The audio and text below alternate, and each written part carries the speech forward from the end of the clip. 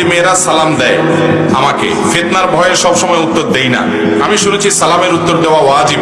আমার প্রশ্ন হলো, নন মাহরাম মহিলার সালামের জবাব দিতে হবে কিনা?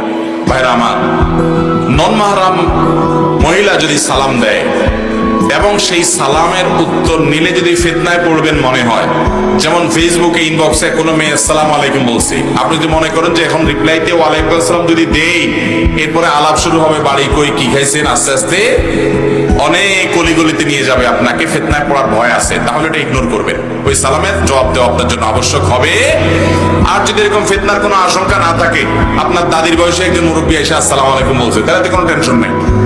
তাইলে আপনি অবশ্যই সেখানে কি দিবেন জবাব। এক কথায়, দাদির বয়সে হইতে এমন কোনো কথা না, এটা শুধু উপমা স্বরূপ বললাম আমি।